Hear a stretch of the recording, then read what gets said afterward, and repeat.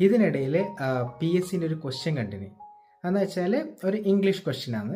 ആ ക്വസ്റ്റ്യനിൽ എന്താണെന്ന് പറയുന്നത് വെച്ചാൽ he is coming dash aeroplane, he is coming dash plane, അങ്ങനെ എന്തോ ആണ്. പക്ഷെ എല്ലാവരും വിചാരിച്ചത് അത് ഓൺ എയ്റോപ്ലെയിൻ എന്നാണ്.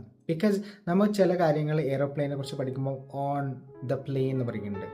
പക്ഷേ ഹീ ഈസ് കമ്മിങ് ആണ്. കമ്മിങ് എന്ന് പറഞ്ഞാൽ എന്താ, നമ്മളൊരു ട്രാൻസ്പോർട്ടേഷനെ കുറിച്ച് പറയാണ്. He is coming by bus, he is coming by an aeroplane, he is coming by aeroplane, he is coming by bicycle, അങ്ങനെ പറയുന്ന ഒരു ബൈ ആണ് അവിടെ ശരിക്കും ആൻസർ ആയിട്ടുള്ളത്. പക്ഷെ എല്ലാവരും വിചാരിച്ചത് ഓൺ ആണ്. ബിക്കോസ് നമ്മൾ ഇടയ്ക്ക് ഓൺ ദ പ്ലെയിനിലെ ഒരു ഇത് യൂസേജ് പഠിച്ചിട്ടുണ്ട്. പക്ഷെ ആ ഓൺ ദ പ്ലെയിൻ എന്ന് പറഞ്ഞാൽ എന്താണെന്ന് ഉദ്ദേശിക്കുന്നത് വെച്ചാൽ നമ്മൾ ഫിസിക്കലി പ്രസൻറ്റ് ആയെന്ന് കാണിക്കാൻ വേണ്ടിയിട്ടാണ് അത് പറയുന്നത്. I am on the plane, the plane is about to take off, അങ്ങനെ പറയാം. I am on the plane now, I cannot message right now, അങ്ങനെ ജസ്റ്റ് മെസ്സേജ് ഡ്രോപ്പ് ചെയ്യാം.